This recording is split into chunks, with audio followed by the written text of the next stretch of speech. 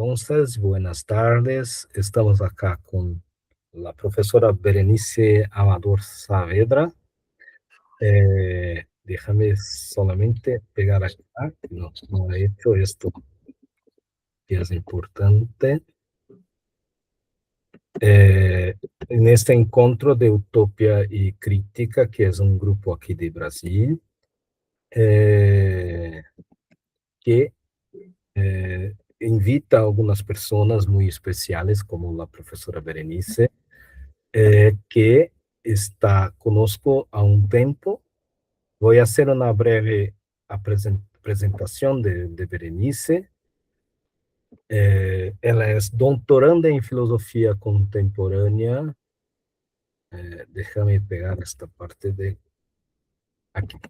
Doctorante em filosofia contemporânea em la Facultad de Filosofia e Letras en la Benemérita Universidad Autónoma de Puebla, México, con la investigación tramas de subjetivación y trata de mujeres, para una crítica de la subjetividad moderna en el siglo XXI.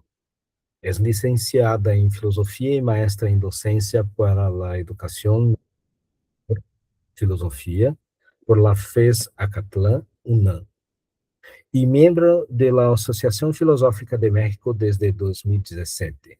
Miembro del Seminario Permanente Prácticas de Inclusión, Exclusión y la Configuración de Imaginarios Nacionales desde 2010. Una parte muy interesante, después podemos hablar más al respecto.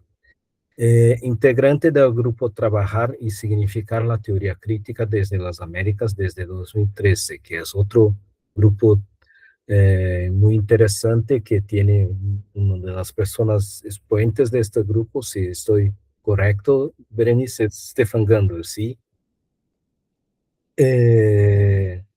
Integrante del Laboratorio de Filosofía Forense desde 2023, ha publicado en revistas y libros indexados sobre teoría crítica y sobre la configuración de los imaginarios mexicanos. Otra conexión que nosotros podemos hacer. Un minuto, que personas están Sí, intentando sí. entrar.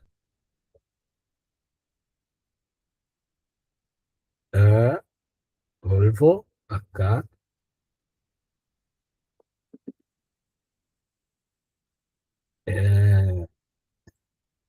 Perdón. Coordinó y es autora en el libro Crítica de la Violencia para la serie Medea, publicado por la Universidad Autónoma de Estado de México en 2024.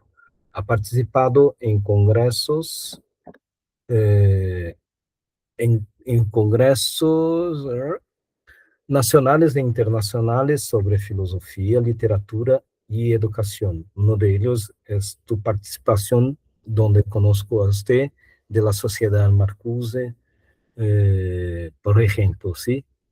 Sus participaciones más recientes han sido en el segundo simposio sobre filosofía y violencia en Cartagena, Colombia, en mayo de 2025, en el quinto Foro Internacional Sociológico, Foro International Sociological Association en Rabat, Marruecos, en el mes de julio, y el simposio de teoría crítica dentro del 22º Congreso Internacional de la Asociación Filosófica de México, ¿sí?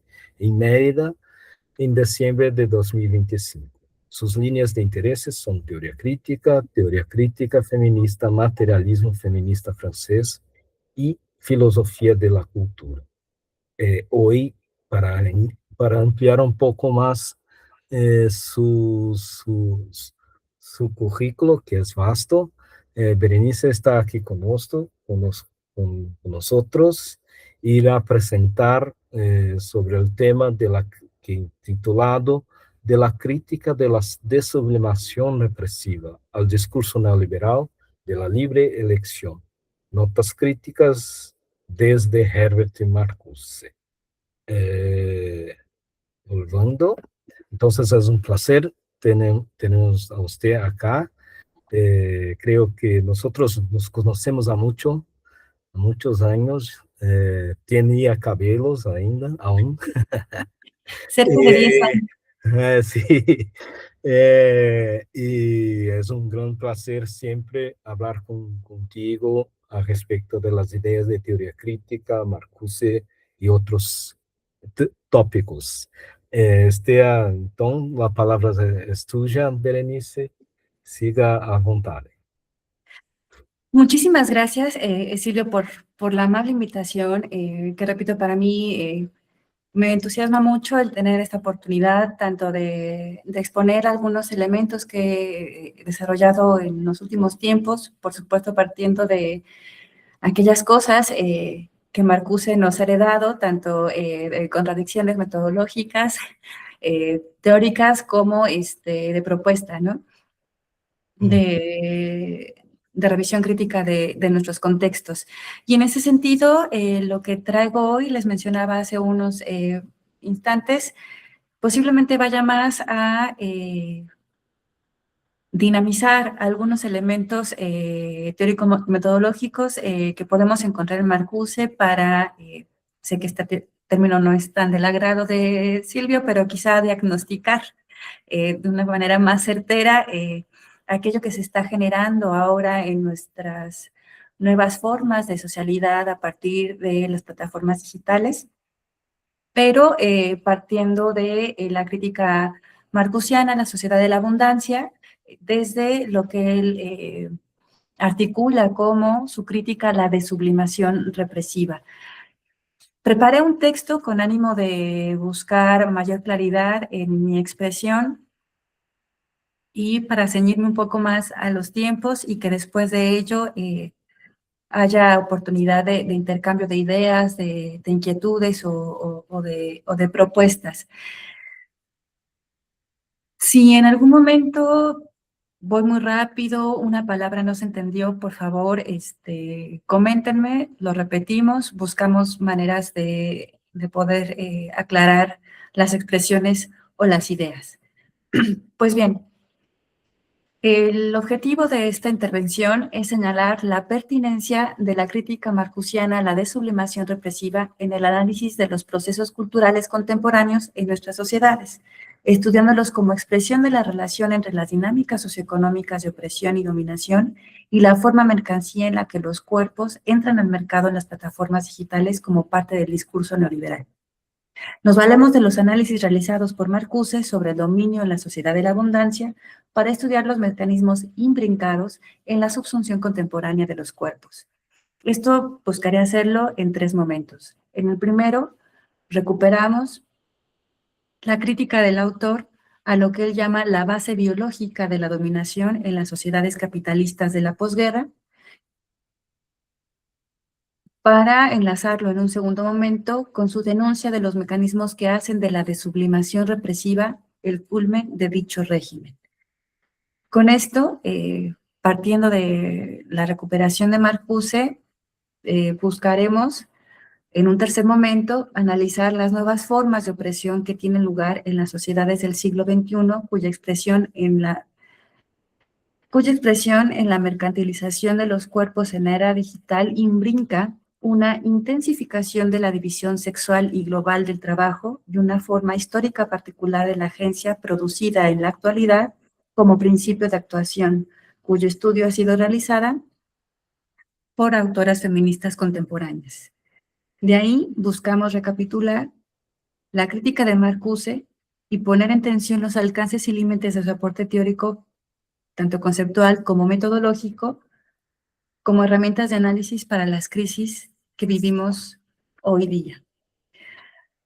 Para plantear un acercamiento lo más sucinto de su análisis sobre la dominación y su base biológica, podemos decir lo siguiente. Si nos fuera posible indicar en unas cuantas líneas algunas ideas sobre la obra y labor de Marcuse, diríamos que desde sus trabajos sobre la literatura romántica alemana hasta sus apuntes sobre educación, estoy pensando en los textos que compiló Douglas Kellner, una pronunciación del 68, el reto que Marcuse lanza a la educación, y otra intervención que tuvo en Berkeley en el 75 sobre la educación superior o la educación universitaria. y sus señalamientos sobre la cultura afirmativa hasta sus intervenciones públicas sobre las luchas civiles en las Américas y el Tercer Mundo, podemos observar que ella se explicaría en razón del análisis que él hace a los momentos donde detecta que el status quo de dominación-explotación se actualiza en la sociedad de la abundancia, con la revisión de la relación existente entre el arte y la política, y al advertir, en sus palabras, el potencial emancipatorio de dicha relación. Aquí podemos señalar que uno de sus aportes fundamentales es la apuesta por la posibilidad de construir una nueva forma de vida, gracias a la posible transformación de la estructura psicosocial de los individuos, con la posibilidad de liberación que ésta entrañaría desde Eros y desde la formación de nuevos sujetos políticos. Para Marcuse, la dominación total que ejerce la sociedad de la abundancia, sociedad industrialmente avanzada también referida así, gracias a la distribución de la escasez y al trabajo para mitigarla, es el producto histórico de la unificación de la razón que inicia en el momento en que, tras la división del trabajo, los individuos erigieran un Estado que permitiese la reproducción de las relaciones sociales bajo la imagen de una unificación eterna, válida y valiosa, lograda por la razón. Dominación que tanto Marx como Freud habrían advertido, pero que Marcuse también lee desde los textos de Schiller sobre el lugar de la fantasía y la imaginación y cómo parte de la solución que el autor hace, una solución estética, o propone frente a los conflictos políticos de la sociedad represiva de su tiempo. Si entendemos esta dominación como producto histórico, podemos preguntar por la forma en la que ésta se presenta hoy. Aquí es donde cobra vigencia la lectura que Marcuse hace del pensamiento freudiano al ubicar la apertura a la historicidad de su inquietud, de Freud, sobre la necesaria incompatibilidad entre el principio de placer y el principio de realidad, en la forma actual de la socialidad. Para Marcuse, esto implica que tanto el principio de realidad lo entienda desde la forma histórica en la que se presenta, es decir, desde el principio de actuación, performancia, también he visto que se traduce al español como principio de rendimiento, como que la represión excedente, producto de la dominación total, sea el elemento característico de la forma del principio de actuación en la sociedad de la abundancia. Ambos elementos historiables que, por esto, perfilan la pertinencia de posibles alternativas. Aquí estoy recuperando una de las primeras páginas de Eros, y Civilización. En dicha recuperación es de destacarse el modo como en la lectura de Marcuse las aportaciones de Marx y de Freud convergen en la comprensión del papel del medio de desenvoltura o de desenvolvimiento de los individuos como esencialmente transformador.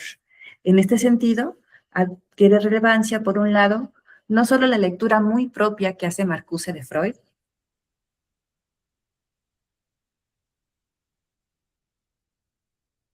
en el sentido de advertir la transformación de la base material de la vida social, que esta, transformación de la base material de la vida social no bastaría para la transformación positiva de las sociedades, puesto que deben ser atendidos los modelos estructurales de la reproducción social en la conducta de los individuos. Sobre esto, Diego Mesina, en un texto de 2021 que tituló El freudomarxismo de Herbert Marcuse, una revalorización política del psicoanálisis freudiano, nos trae a cuenta el camino seguido por Marcuse para imbrincar ambos despliegues del status quo de dominación en términos políticos desde los avances tanto de Freud como de Marx sobre la cultura.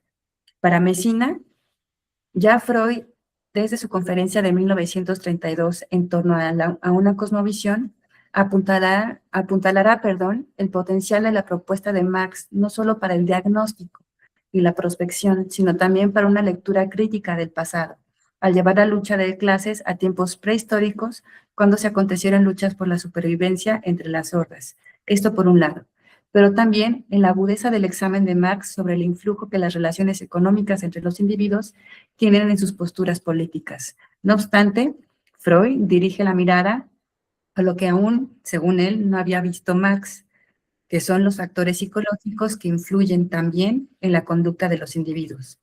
Ahora bien, desde esta base, al recuperar los apuntes de Freud sobre la cultura, Marcuse compondrá un ajuste en la comprensión freudiana de la política, al insertarla en la superestructura psicológica, convirtiendo así en políticas las categorías que explicarían la forma cultura.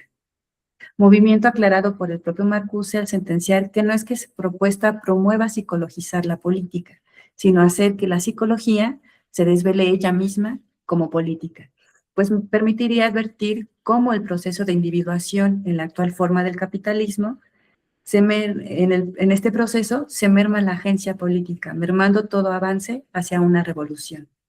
Este movimiento permite también a Marcuse rescatar de las ciencias conformistas, porque él así las designa, al freudismo. Y esto lo podemos encontrar en su locución de 1970, Teoría de los instintos y libertad, que está compilada en versión castellana en Psicoanálisis y Política.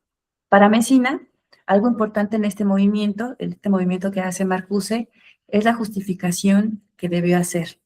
Pues por un lado tuvo que demostrar que la estructura freudiana está abierta al considerar que lo que en Freud aparece como biológico es efectivamente sociohistórico. Y por otro lado, indicar hasta qué punto los avances del freudismo son actualmente partes esenciales de la ciencia política. Proponemos que una vía de explicitación de esta doble justificación la encontramos desplegadas en varios momentos en los que Marcuse expone cómo es que la dualidad humana, alma y cuerpo, surgida de la división del trabajo, cómo es que en esta dualidad humana el dominio total se haya instituido como la forma actual del principio de realidad. Esta exposición, repito, hace posible ver ese doble movimiento. De una parte, lo que afirma la cultura represiva es la negación de la felicidad objetiva, ya que ésta se ubicaría en la parte interna subjetiva del hombre y la presenta como ilusión en la cotidianidad. Por otra parte, lo que la sociedad unidimensional consigue con la represión excedente es dominar no solo la esfera de la reproducción material, civilización, sino que también logra dominar a los hombres en su totalidad, al modificar la estructura psicosocial de los individuos bajo la lógica del principio de actuación o de performance, que hoy atiende no solo al satisfactor, como bien nos señalaba Marcuse, sino la forma misma de las necesidades que han de satisfacerse. La denuncia de este último punto la encontramos, como sabemos, en varios momentos de Eros y Civilización del 55, de Un hombre unidimensional en 1964, y aquí me gustaría destacar lo que vamos a encontrar en su texto, Un ensayo sobre la liberación, donde la caracterización de la sociedad de la opulencia se dirige a establecer la necesidad de un nuevo fundamento, de una nueva estructura biológica de los individuos en aras de concretar un nuevo marco o ethos de actuación política. Al tomar en cuenta los resultados históricos de la reproducción de la división del trabajo en la sociedad de la opulencia, cabe preguntarnos por el potencial que ve Marcuse en la relación entre arte y política. Podemos decir que esta relación se presenta conflictiva a la luz de lo que el autor nos expone en este texto, el carácter afirmativo de la cultura, y en ocasión de lo que él trabaja o denuncia sobre la dominación total en su obra Un hombre unidimensional. Pues con estos dos referentes, solo se puede señalar el carácter instrumental del arte en la sociedad de la abundancia con fines de dominación. Y así quizá también una vista superficial a este problema nos conduciría a notar la misma instrumentalización en la propuesta de Marcuse, por pensar al arte ya como refugio de dominio, ya como arma para la revolución. Con esto en mente vale la pena regresar sobre la lectura que Marcuse hace a la propuesta de Schiller.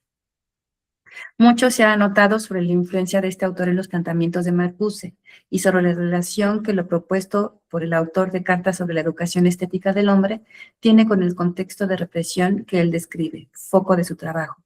Pero cabe recuperar que uno de los momentos cardinales de las propuestas de ambos, de Marcuse y de Schiller, se cifra en la búsqueda de posibilidades para salir del dominio de la razón instrumental.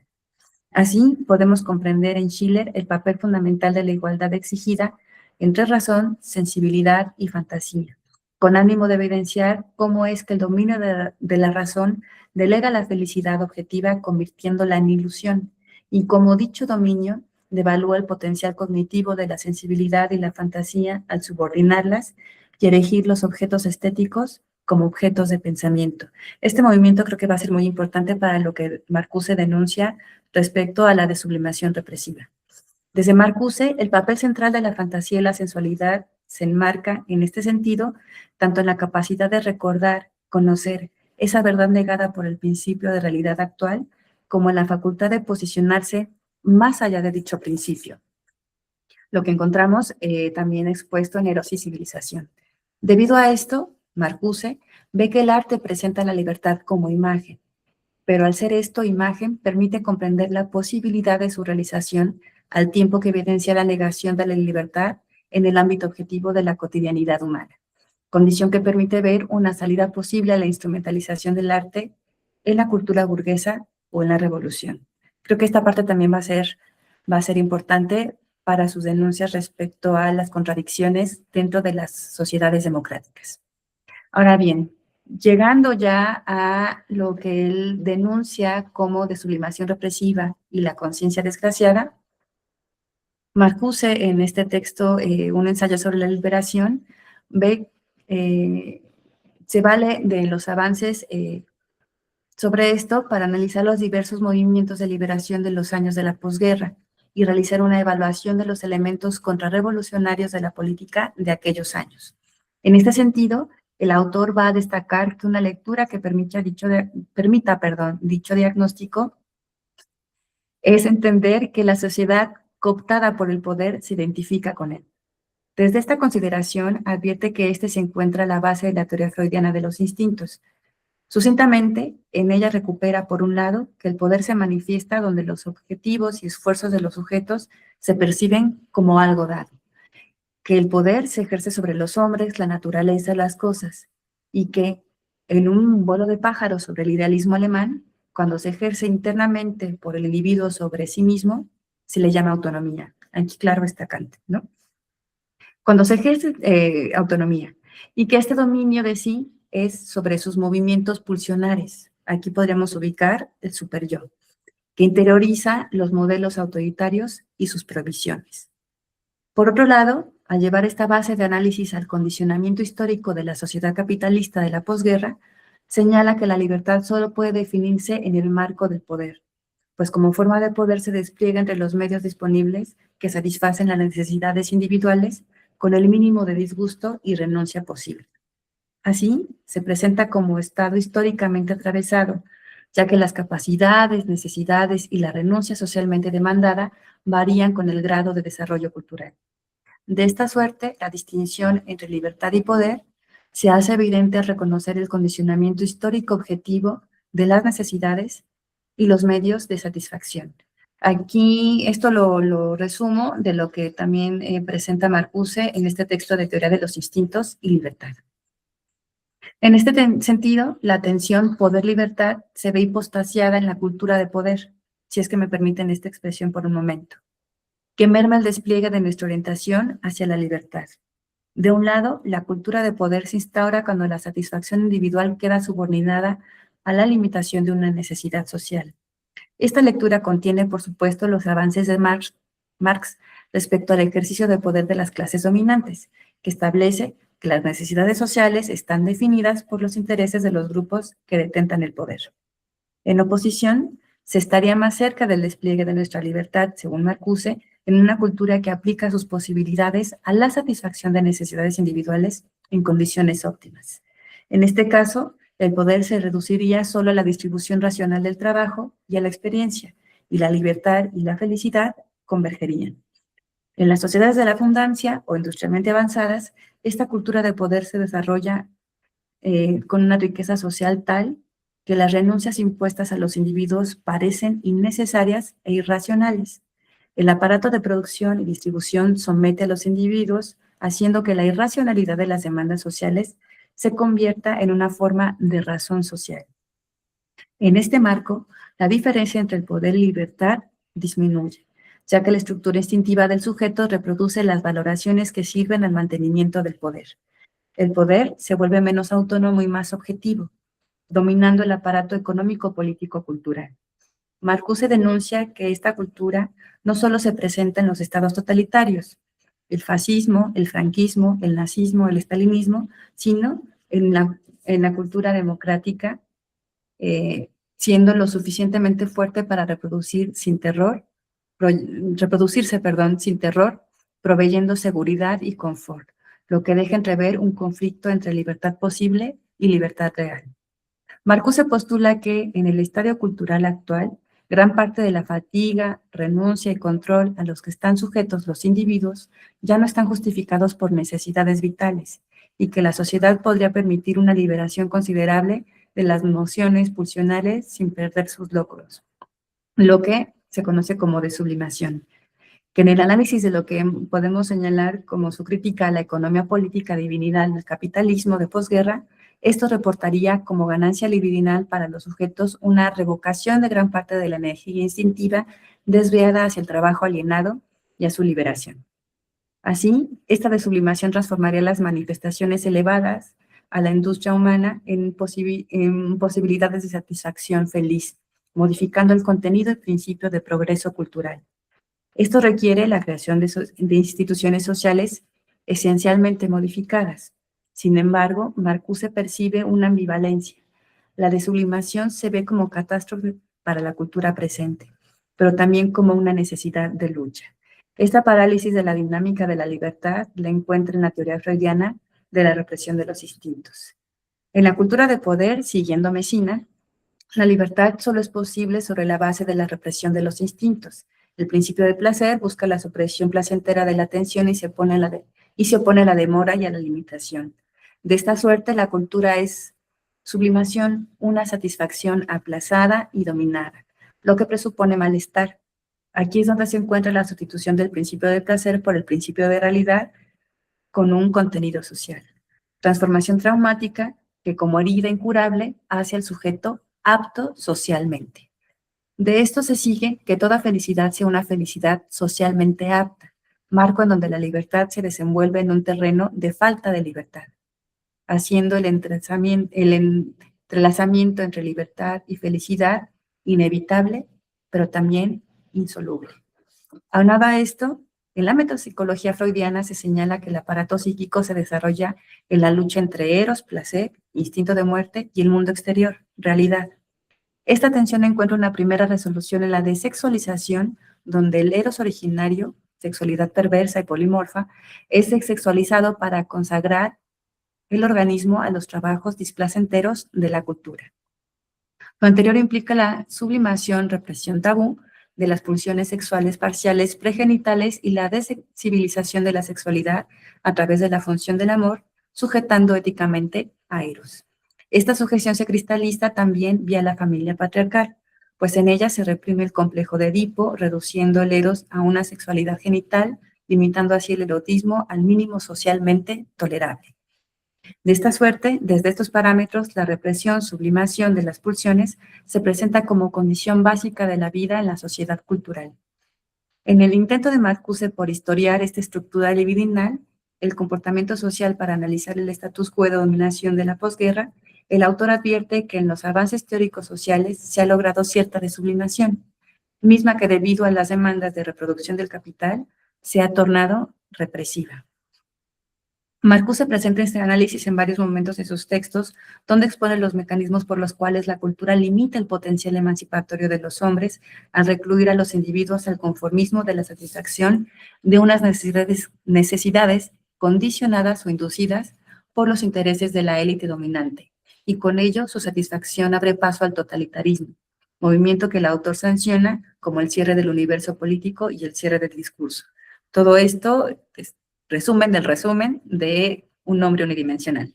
Una manera muy sucinta que podemos señalar esto es mencionando que estos mecanismos producen la apariencia objetiva de la conciliación de la realidad y la cultura, es decir, de la esfera de la civilización y de la esfera cultural. En sus notas para una nueva definición de cultura de 1969, Marcuse hace sendas denuncias sobre el modo como en nuestras sociedades se invierte la relación medios civilizatorios y fines culturales, al presentar los primeros como los últimos, en sus palabras, al civilizar la cultura, y así promover metas operativas para el desarrollo cultural, gracias a lo que desde otro derrotero, Horkheimer llamara razón instrumental y también su análisis sobre la inversión, medios y fines. Ejemplo de lo anterior es el hecho de que en las comunicaciones de masas, desde aquellos años, se reunieran armoniosamente, y aquí cito Marcuse, sin ningún empacho, arte, política, religión, filosofía, con anuncios comerciales, bajo el común denominador, su forma mercancía.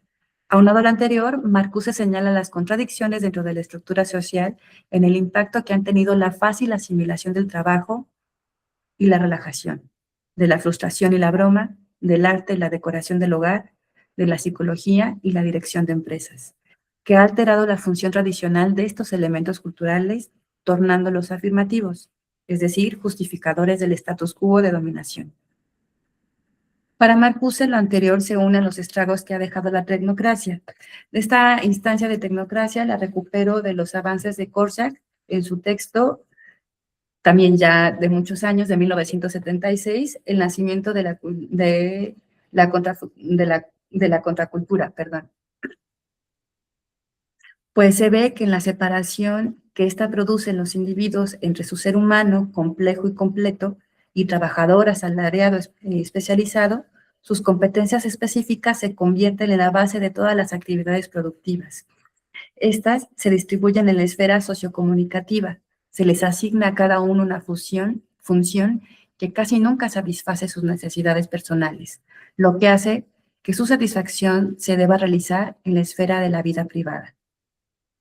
En suma, esos elementos progresivos de la cultura de masas perpetuarían lo que para Wittgenstein, en su texto Psicología de masas del fascismo, trabajara con el mismo concepto de sublimación freudiano, pero desde un punto de vista social, al criticar el sistema que institucionaliza la represión de la forma autoritaria como proceso de función social de la represión sexual, siendo las instituciones culturales y artísticas producto de la sublimación. De ahí que, siguiendo a Freud, por un lado, se comprenda la derrota de Eros por la civilización y por otro, se entienda la sublimación que la hace posible como connaturalmente represiva. Pero Marcuse, veremos, se va a poner a esto y va a proponer la posibilidad de un desvío del erotismo para usos no represivos, donde la energía libidinal no sea o bloqueada por la razón o dirigida a impulsos destructivos, dirigiéndose más bien a una síntesis siempre por completar, y esta parte también va a ser importante porque será como una meta, no como algo que efectivamente pueda concretarse en algún momento, entre placer y razón, impulsada por una educación en Eros para producir, en sus palabras, formas más altas de libertad civilizada. En contraste, como resultado de la capitalización contrarrevolucionaria de las mutaciones culturales derivadas de los movimientos sociales de la segunda mitad del siglo XX, hemos sido testigos de cómo el erotismo ha sido manipulado por parte de la industria mediática, dando como resultado nuevas formas de dominación, muy distintas de la represión simple de la sublimación. Casos muy estudiados sobre esto son la versión Playboy, también analizada por Rosak en ese texto, donde se difunde una imagen liberal de Eros que reproduce modelos de socialidad bastante homogéneos y ya convertidos en cliché. Modos de vida, de consumo, estilo de vestir, de actuar, comportamiento sexual, que echan a andar mecanismos de consumo de objetos erotizados, desde un estrato social específico al que hay que aspirar, con perfiles bien definidos, como el caso de la explosión económica reciente en las plataformas digitales de compraventa de productos eróticos y facilitadores de trabajo sexual. Más allá de señalar la reducción de la libertad social al ejercicio intensivo e intensificado de la genitalización de la sexualidad en el consumo, nos interesa señalar que dicha reducción impone su asimilación para conseguir la imagen de éxito de un determinado nivel de ingresos y para un estatus social particular al que solo se tiene acceso haciendo a los miembros de este estrato políticamente seguros para el status quo. Ay, qué bueno que compartiste el texto de Goethe. Pues en su empleo, pues este miembro es un empleado leal, proactivo, como se puede ya atestiguar en la proliferación de colmenas o nichos en las redes sociales, que igual reproducen discursos conservadores como progresistas. Para Marcuse, el hecho de que la búsqueda de la liberación de Eros culminara en la desublimación capitalizada del deseo, habla de una desublimación represiva, que va más allá del objeto de la sublimación o fetiche, en una erotización desfundada del potencial transformador de Eros al genitalizar el ambiente cotidiano. Todo ello en contraste con la desublimación no represiva de la energía libidinal. Marcuse señala que la desublimación represiva es la más horrible forma de enajenación impuesta a los individuos por su sociedad y espontáneamente reducida por el individuo como una necesidad y satisfacción propia, por tratarse de una de las formas más opresoras del totalitarismo que hace al arte y a Eros sus aliados, herramientas cotidianas para la sumisión de todos al sistema productivo. Podemos anotar que en esta crítica Marcuse habla de los mecanismos de dominación de la forma social actual del capitalismo, al señalar que dichos mecanismos van más allá de los objetos fetichizados y emplean el erotismo como una herramienta de control y sumisión. Gracias al mercado y a la propaganda, se produce una nueva forma de producto que atrae eróticamente a los consumidores, convierte al individuo en un mero objeto erótico disponible en el mercado, aprovechando todos los beneficios de las industrias de la belleza, la alimentación, la cultura fitness, y siguiendo a Bentiberga en su texto La agonía de Eros, hacen que el valor de un individuo en cuanto objeto erótico se determine en tanto que objeto listo para ser usado, mientras la sociedad se organiza y se estructura siempre más en contra de su efectiva emancipación. Ahora bien, lo que sigue es un intento de llevar esta base de análisis y esta proyección de los alcances del dominio en la sociedad neoliberal a la manera en la que se dan estas nuevas formas de socialidad desde las plataformas digitales que monetizan los cuerpos. Y esto lo hago proponiendo un diálogo, sí, contradictorio en varios momentos, pero creo que fructífero, entre nuevos avances sobre la teoría del valor-decisión de Scholz, la teoría de la implicación de Jules Falquet, y lo que de Miguel y Alario han avanzado respecto al patriarcado del consentimiento. Ahora bien, en los últimos 20 años hemos atestiguado un despliegue intensificado de la vida en plataformas digitales, lo que ha dado paso a la emergencia de nuevas formas socioeconómicas que reproducen el status quo de dominación. Los avances tecnológicos han facilitado e incrementado exponencialmente el mercado de los trabajadores sexuales a nivel internacional. En este contexto se traza un camino que va desde el modelaje a las transmisiones de video en vivo, con camgirls o camboys también. La pornografía y finalmente la prostitución, un recorrido que se considera fácil y natural en un mercado prometedor para el cuerpo. Esto ha propiciado la aparición de individuos y organizaciones que explotan a otros con fines de lucro, siendo común la explotación sexual de quienes buscan triunfar en el modelaje. En los análisis sobre las dinámicas socioeconómicas en dichas plataformas, los especialistas han hecho la distinción entre la prostitución, que es el intercambio de actividad sexual por una cuota, valiéndose habitualmente de la calle o casas de citas, y la prostitución digital u online, que ocurre cuando la publicidad, contrato y pago se realiza mediante internet o aplicaciones, aunque el acto sexual sea presencial todavía. Ahora bien, por otro lado, respecto a la pornografía, también establecen que esta, de forma general, busca la excitación sexual mediante videos e imágenes, basándose en la promesa de fetiche, que presenta como una simulación de las situaciones irrealizables, sugiriendo que el sexo cotidiano es insuficiente al ser una fuente de pulsiones sexuales descontextualizadas del deseo y de la pasión. En el actual contexto de las transmisiones en vivo o streaming, en el ámbito pornográfico, estas prácticas se consideran como pornografía hecha a la medida, ya que la comunicación directa con los camgirls o camboys permite al consumidor solicitar contenido específico para su excitación.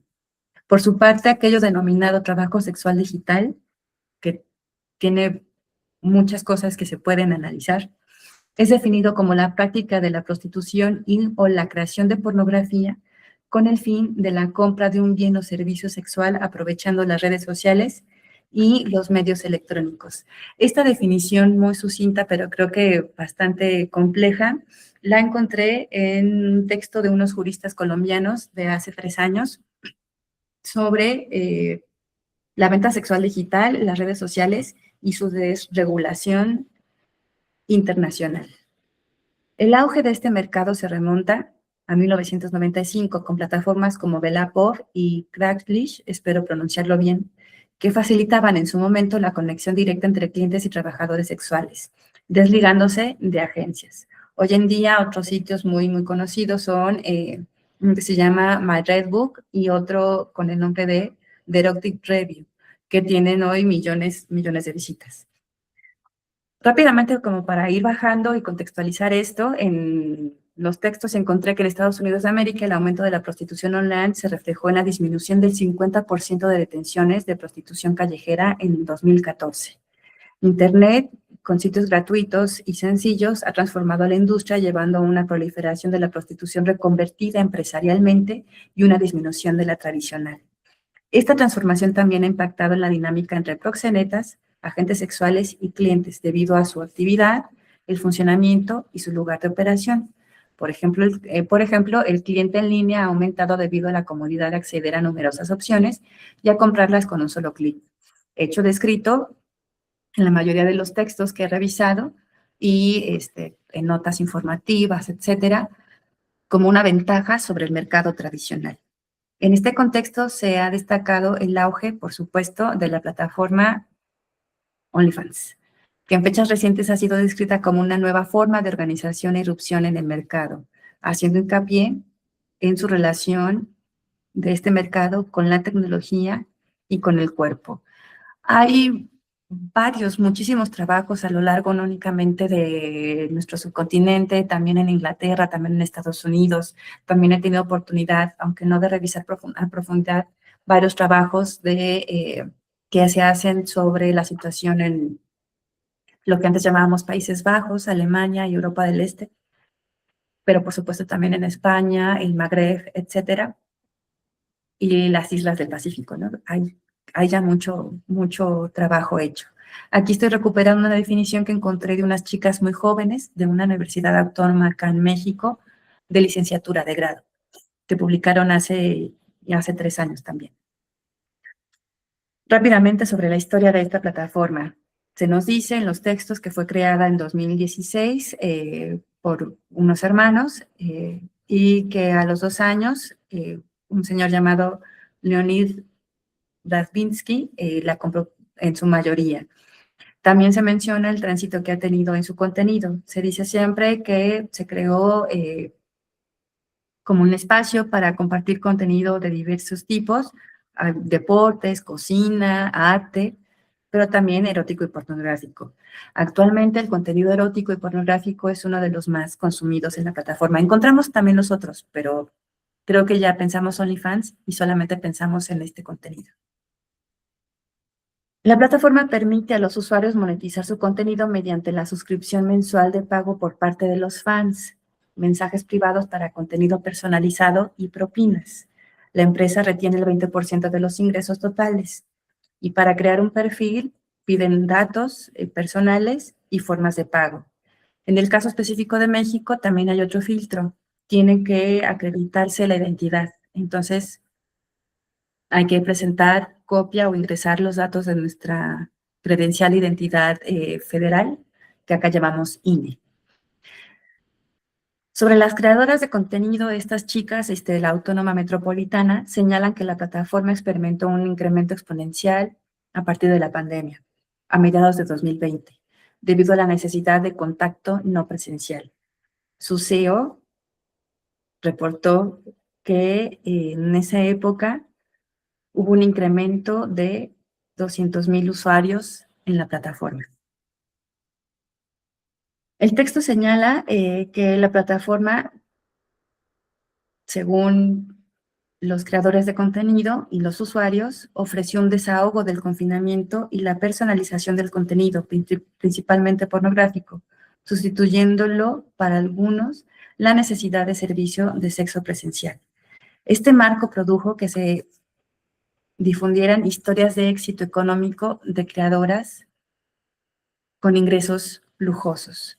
Muchas creadoras con gran impacto, influencers, complementan sus ingresos con actividades externas, eventos pagados, comerciales de marcas de ropa, maquillaje. La promesa de grandes ingresos impulsó la entrada de muchas mujeres. Ya también hoy hay estudios en donde se señala la incorporación de mujeres blancas de clase media a estas plataformas, lo que ha propiciado el intercambio de material pornográfico y en algunos casos la prostitución selectiva al cruzar la barrera de la interacción virtual a la presencial. Sobre el cliente, en los textos se menciona que replica un poco lo descrito en los análisis sobre prostitución y pornografía no digital. Pues desde las autoras y autores que yo he revisado, que son abolicionistas particularmente, denuncian que sin su demanda no existiría la oferta. También se registra un aumento en la búsqueda personalizada durante el confinamiento en la pandemia. En este escenario, el análisis feminista materialista contemporáneo se enfrenta a un desafío de explicar la persistencia de la desigualdad en el contexto de sociedades que se autodefinen como formalmente igualitarias o democráticas, donde las formas de coerción legal y autoritaria directa han sido atenuadas, según Alario en su texto Política Sexual de la Pornografía de 2021. En este marco, la opresión se ha adaptado volviéndose más sutil y funcional al sistema económico global. Aquí consideramos viable un sucinto análisis de la desigualdad contemporánea para entender cómo es mantenida mediante la articulación funcional de dos dimensiones críticas. Una sería la dominación simbólica, teorizada como el patriarcado del consentimiento, y la otra sería la estructura material de explotación, conceptualizada a través de la imbricación de las relaciones de poder. Esta aproximación integrada permite atender cómo la desigualdad no solo se impone, sino que se administra mediante la internalización cultural. El éxito de esta adaptación radica en que la dominación ya no se percibe primariamente como una imposición externa, sino como una elección o un deseo individual, un proceso denominado seducción-coacción. Para Lario, en el mismo texto que les mencioné hace un momento, esto significa que el patriarcado de consentimiento opere como la infraestructura ideológica que legitima, naturaliza las relaciones de poder consustanciales al sexo, raza y clase, las cuales se encuentran imbrincadas en la estructura social. La autora señala que por su operación sutil y amable pasa desapercibido y no genera alarma social. A diferencia de los patriarcados de coacción, el de consentimiento, garantiza su funcionamiento a través de la reproducción sistemática de prácticas sociales de aminoración, que son asumidas por los protagonistas de forma casi infraconsciente. De aquí que la autora sostenga que el mecanismo central de este sistema es la seducción-coacción, pues incita, convence y persuade a las mujeres para que se identifiquen con modelos culturales de feminidad que son transmitidos continuamente por los medios de comunicación social basado en la dominación simbólica que naturaliza la desigualdad. Y aquí, claro, todo el tiempo está presente el trabajo de Bourdieu sobre la dominación masculina. Ahora bien, en la esfera del trabajo mantiene la estructura de dominación al reproducir los roles de género. Incluso si las mujeres se incorporan al trabajo asalariado, estos trabajos siempre van a ser minusvalorados como segundo empleo. Este mecanismo es esencial para que la inmensa carga del trabajo de cuidados, que es intrínsecamente intenso y complicado y estructuralmente carente de sueldo o compensación económica, siga recayendo sobre las mujeres. Esta internalización de la subordinación sexual y reproductiva convierte a las mujeres en administradoras de su propia opresión, lo que garantiza que la reproducción de la fuerza de trabajo se mantenga gratuita o precaria, piezas clave para la explotación material global. En esta parte estoy ya enlazando lo que propone Scholz en su texto Patriarcado Productor de Mercancías con algunos de los elementos que encontramos en el texto de Alario. Además, la disciplina corporal es un claro indicador del control autoimpuesto, la sexualización extrema del cuerpo femenino por él promovida, aunque también, por supuesto, algo que debemos tener en mente es que faltan análisis sobre la sexualización del cuerpo masculino y la monetización de este que también se da en estas plataformas, ¿no? Es un gran campo de estudio que creo yo nos está haciendo falta también realizar. Todo esto incita a millones de mujeres a someterse a dietas extremas, a intervenciones quirúrgicas, a ajustarse a los roles culturales de feminidad, lo que demuestra un control que se ejerce a través de la inversión personal en la subordinación, lo que se mencionaba al inicio de hacerse emprendedora una misma, ¿no? En este contexto, el sistema de explotación sexual es el campo donde la dominación simbólica del patriarcado de consentimiento, al decir de Lario, se manifiesta en su con su mayor crudeza, como en el caso de la pornografía hegemónica que se entiende como escuela de la violencia sexual. Por ello, el discurso social promovido por el patriarcado representa roles de género diferenciados que sutilmente legitiman la explotación sexual y la continuidad de la demanda al moldear el imaginario de la pornografía hegemónica en la construcción del deseo sexual masculino prostituyente. Desde aquí podemos decir que la prostitución actúa como un espacio donde se reafirma el pacto patriarcal, permitiendo a los hombres ejercer y consolidar la superación masculina a través del consumo de la subordinación sexual femenina. Por ello, asumiendo el análisis del Lario, es presumible afirmar que el patriarcado de consentimiento es la tecnología de gobernanza ideológica que normaliza la subordinación sexual como un privilegio de género, indispensable para la operación del sistema prostitucional. Por otro lado, se hace pertinente recuperar los avances del feminismo materialista que concibe las categorías, y aquí también es una propuesta teórica que por supuesto está a discusión, del avance del feminismo materialista que consigue las categorías mujeres y hombres no como esencias fijas, sino como el resultado dialéctico de ciertas relaciones sociales de producción histórica, dinámicas y esencialmente entrelazadas con el capitalismo y el racismo.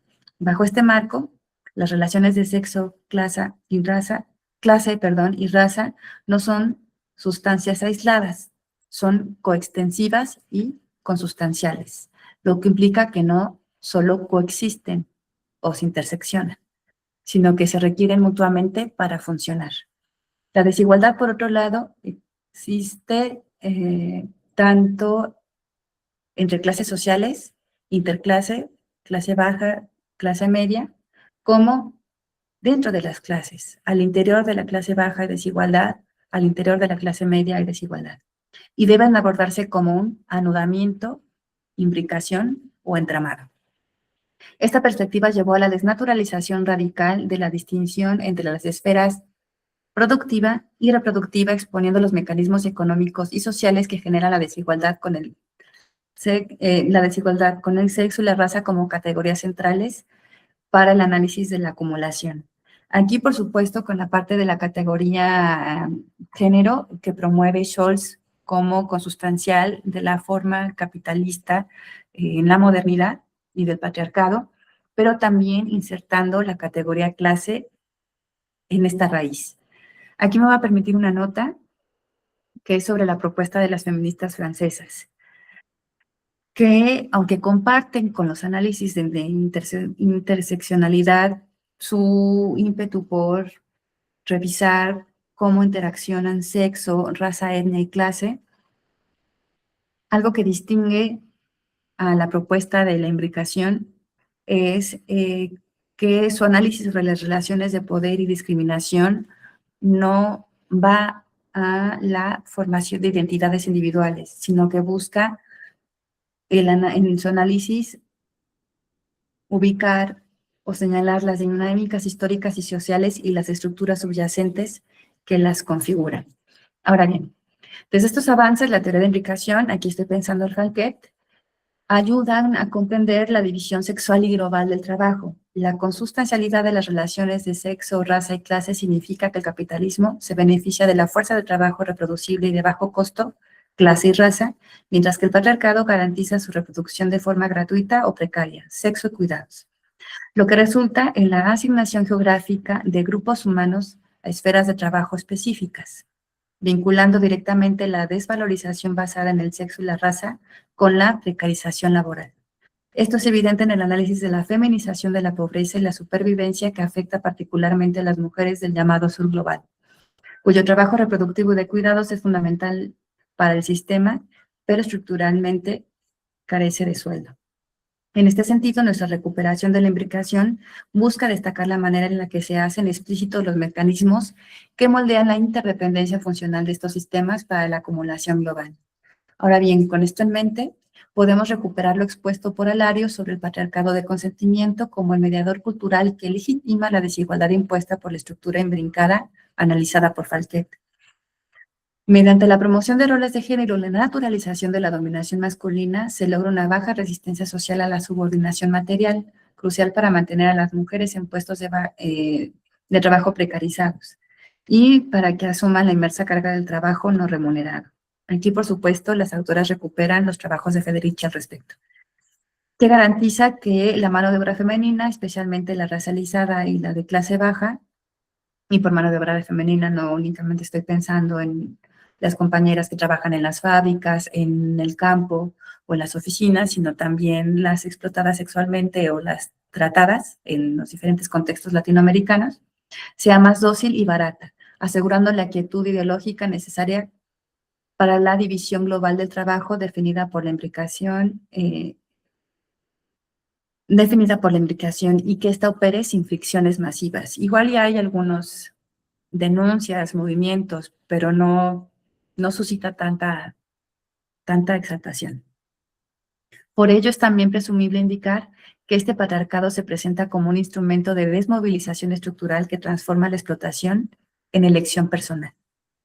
Por lo anterior, también es plausible analizar las condiciones de posibilidad de la actual subsunción de los cuerpos en plataformas digitales, en el marco de la desublimación represiva contemporánea desde la implicación con un sistema prostitucional global.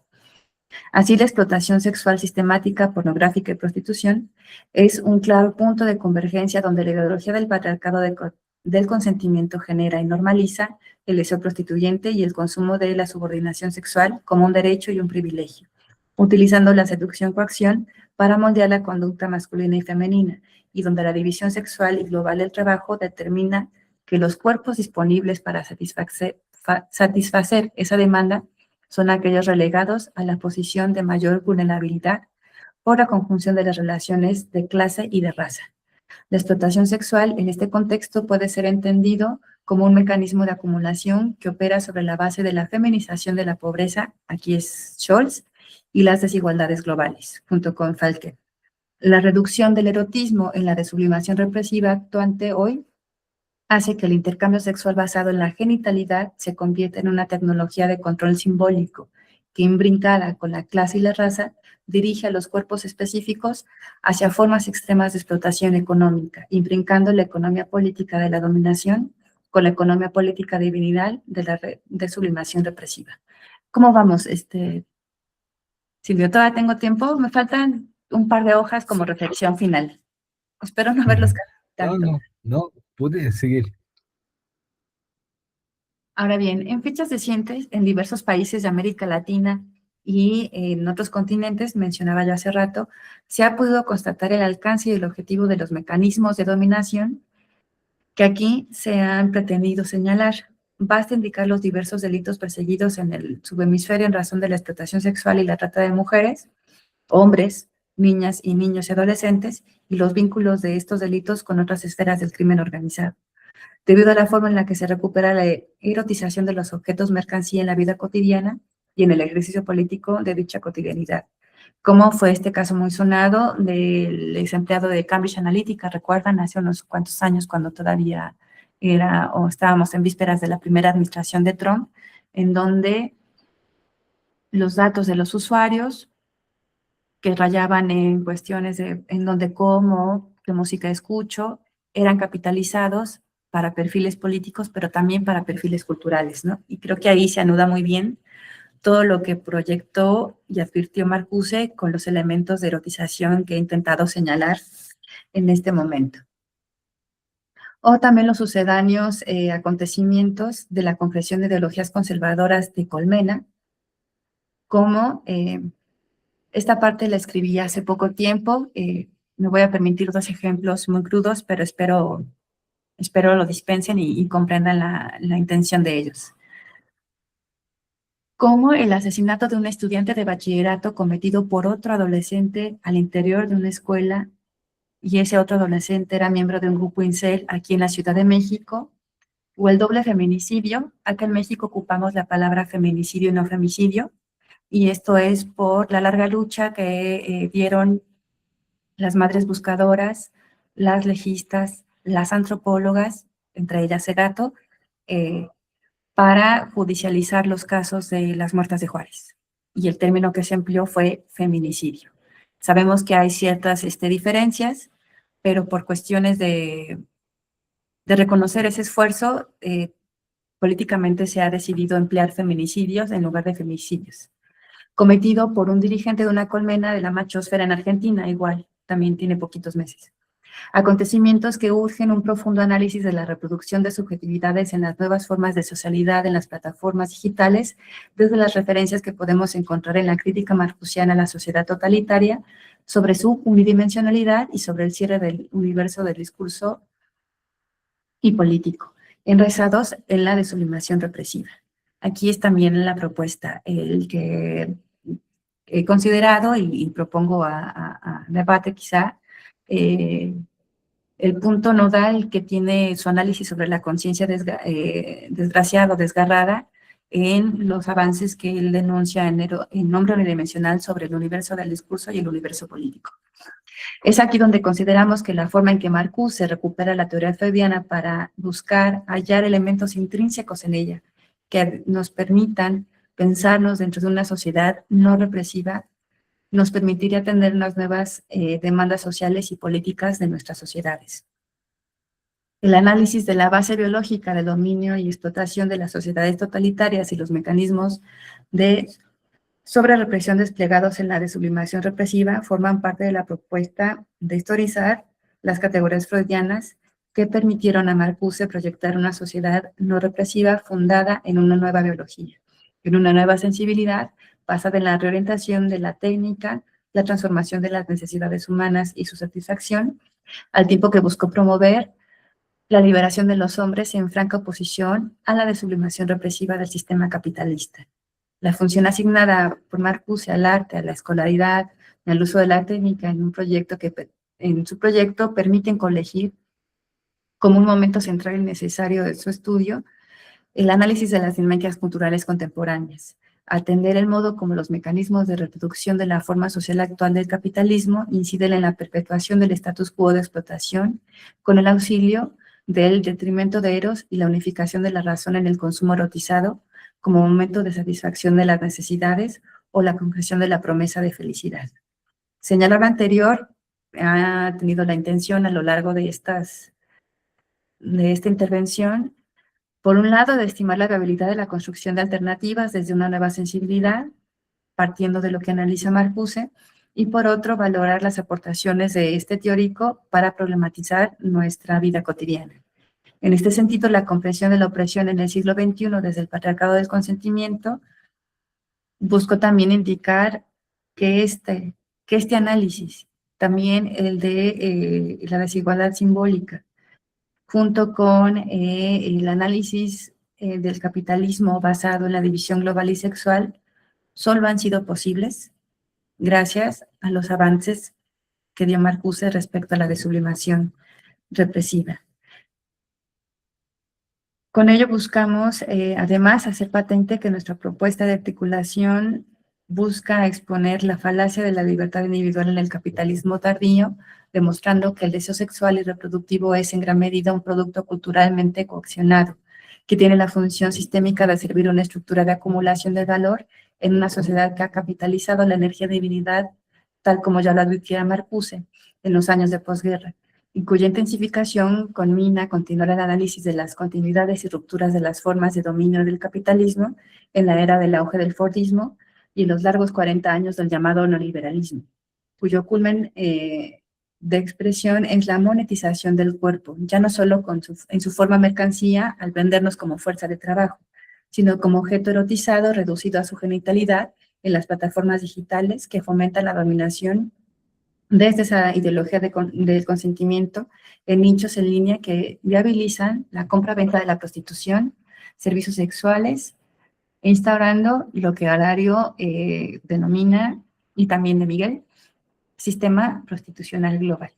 Y pues sería lo que querría compartir para analizar, para ver si podemos ahondar en ello o cómo salir de ello el día de hoy con ustedes. Muchísimas gracias.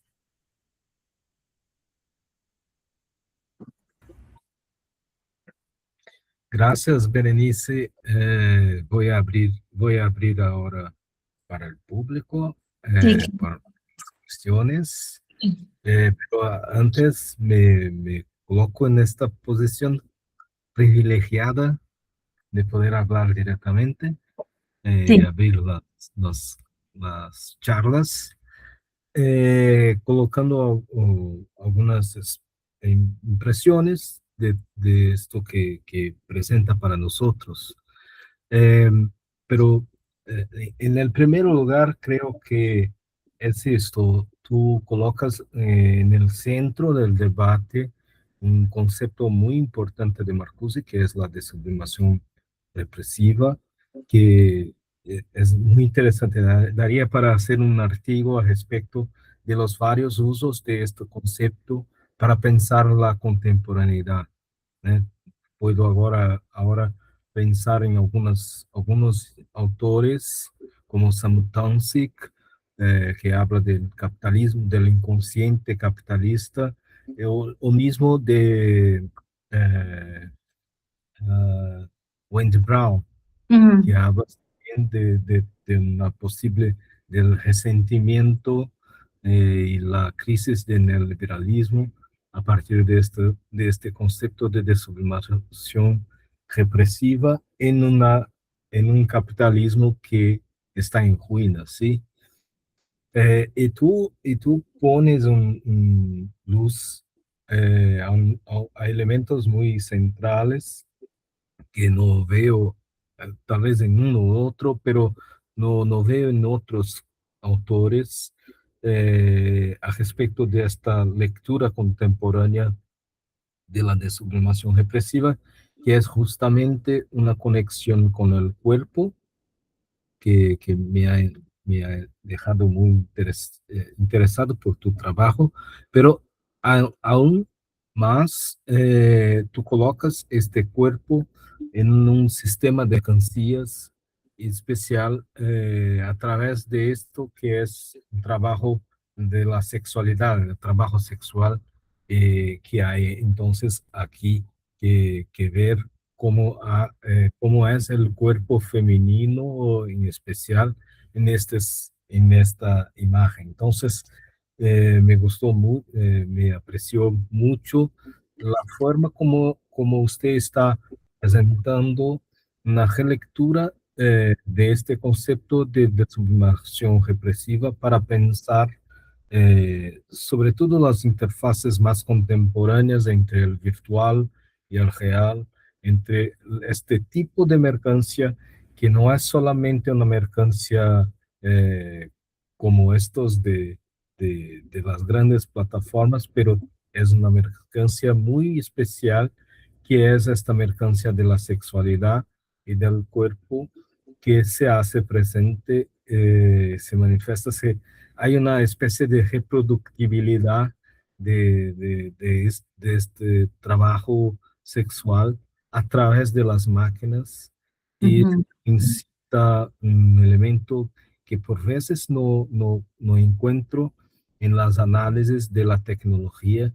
en especial una lectura psicológica o psicoanalítica de la tecnología.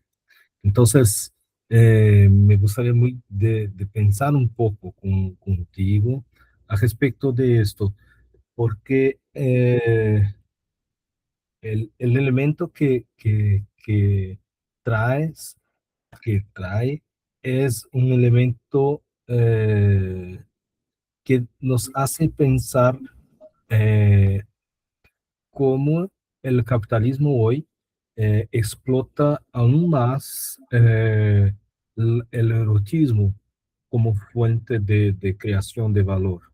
Eh, ujú, entonces, pienso un poco cómo usted está pensando en esto, porque no es solamente un elemento eh, eh, de simplemente traer para hoy un pensamiento que era de Marcuse y tentar aplicar este esquema que Marcuse ha hecho para hoy. Pero cuando trae este elemento, tú pone una nueva dinámica para la desubicación represiva y mismo para la tecnología colocando, por ejemplo, elementos que no son muchas veces presentes, no están muchas veces presentes en el análisis de Marcuse, como por ejemplo la pornografía y la Mm, tecnología, que es un paso muy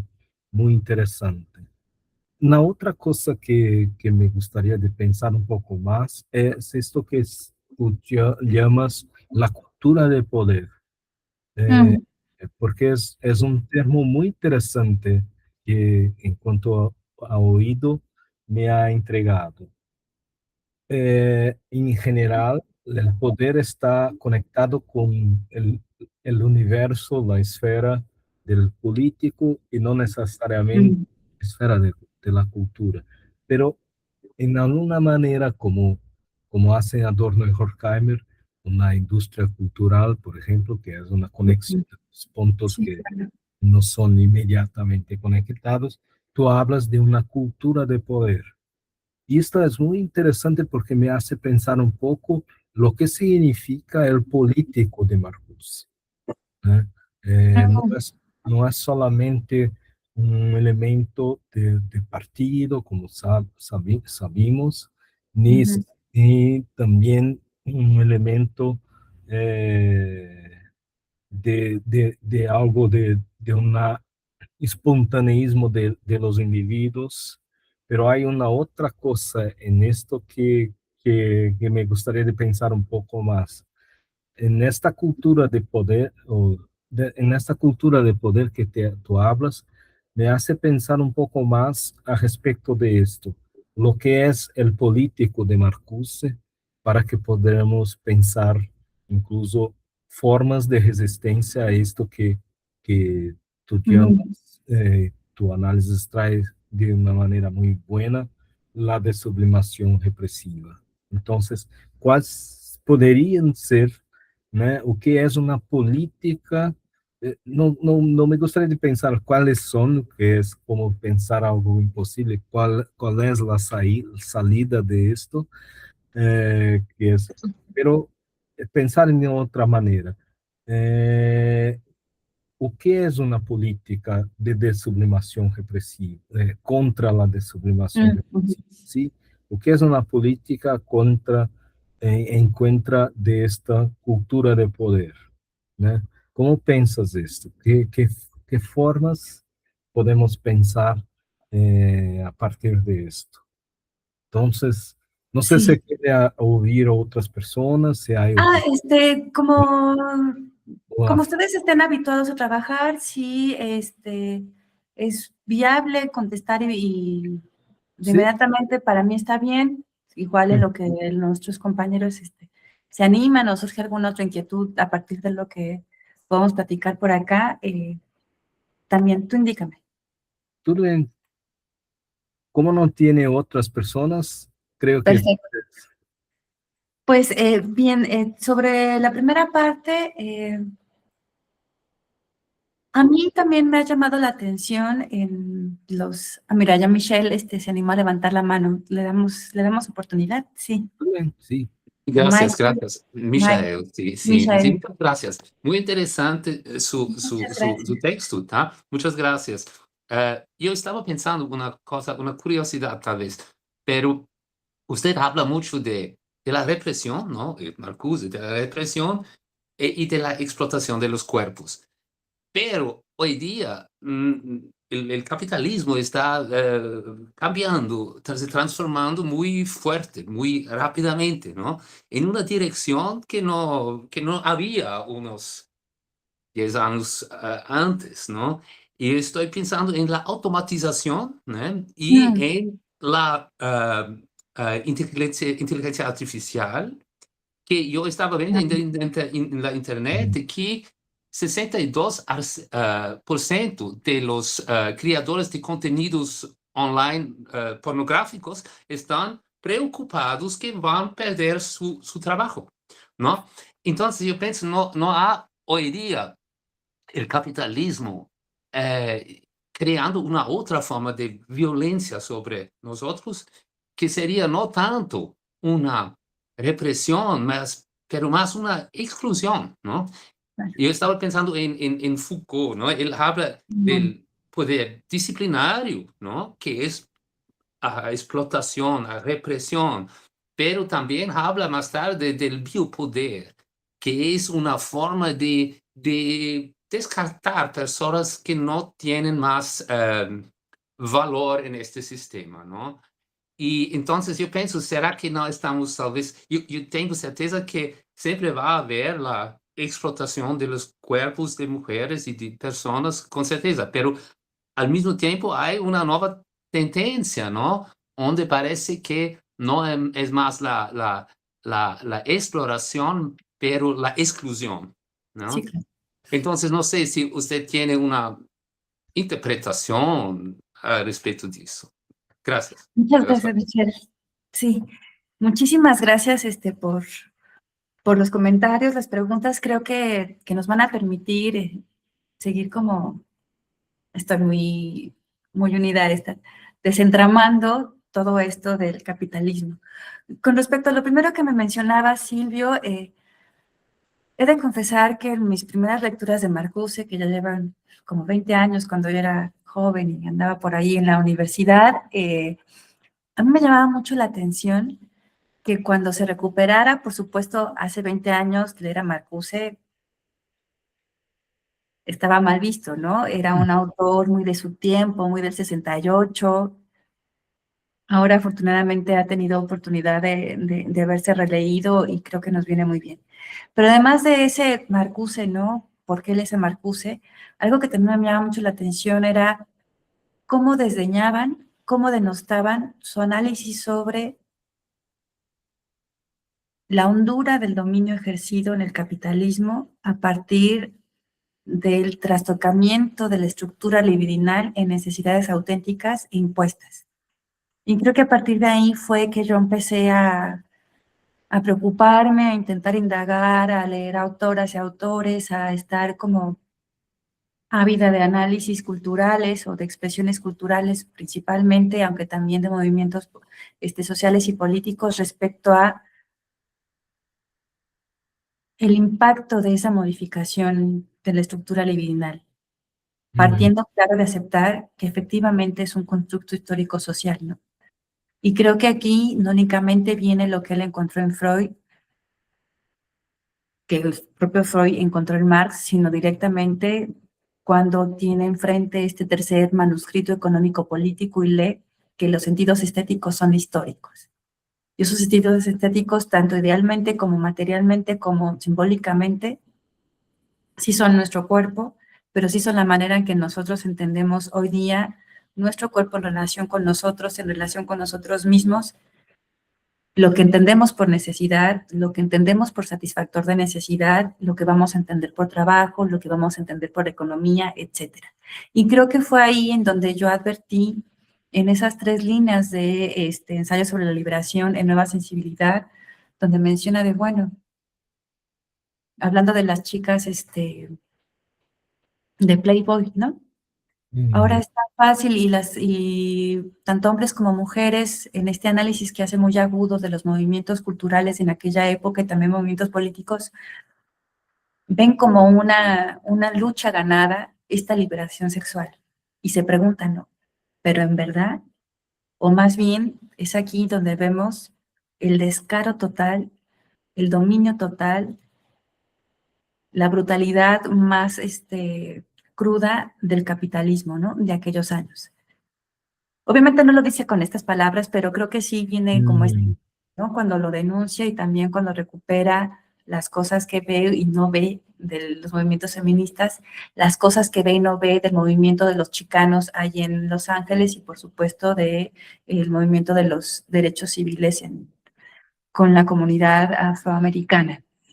Entonces creo que por ahí empezaba esta inquietud y a mí se me hacía como muy pertinente dado el avance que él tuvo, el desarrollo que él tuvo de sus propios análisis, de sus propias categorías, uniéndolo también, por supuesto, a lo que encontramos en sus diálogos con Adorno, con Horkheimer y los avances de ellos, con respecto a que no podemos separar la forma de dominación con el contenido de dominación, son una. Y entonces en esta estructura, uniendo forma y contenido, creo que muy en la línea de industria cultural que denuncian en dialéctica de la ilustración, es que parte fundamental desde mi lectura, pero igual me pueden corregir y dialogamos, de lo que señala respecto a nuestra relación con la tecnología, el uso que le damos, represivo o no, y el uso que le vamos a dar al arte, represivo o no, ya como refugio, como arma para la revolución, está en estos sentidos, ¿no? Relacionado muy directamente con cómo él recupera la dinámica de la pulsión de divinidad y el momento histórico, sociohistórico, cultural, por supuesto que viene toda su crítica a la economía política que también trae de Marx, de el principio de actuación, ¿no? Creo que viene por ahí. Y con respecto a eso, creo que relacionándolo con la idea de la tecnología, creo que también da para mucho. Por un lado, se denuncia fácil y no es porque el consumidor sea un agente pasivo, pero es muy divinal el tener el celular, ¿no? El estar pegado a la pantalla, el que te aparezcan contenidos de, esta es mi receta favorita, este es mi color favorito, este es mi actor favorito, esta es mi música favorita. Yo no escucho a alguien que no tenga nada que ver conmigo. Y esta reproducción de movimientos gregarios, creo que también apunta a la explotación de esa energía divinidad contenida que no puede ser sublimada, ¿no? En los términos netamente freudianos, aunque sea como muy racionalista, ¿no? En estos términos, sino que ha sido desplegada y la crítica a la economía libidinal que yo veo en Marcuse podría indicarnos ahí. Y en eso, no únicamente nuestro uso y abuso de la tecnología, sino la mediación que está tenido. Tanto que ahora, con lo que mencionaba Michelle en estos momentos, por un lado se da el que ellos también están denunciando que la inteligencia artificial va a quitarles también el trabajo, como a muchos otros nos va a estar quitando el trabajo en algún momento.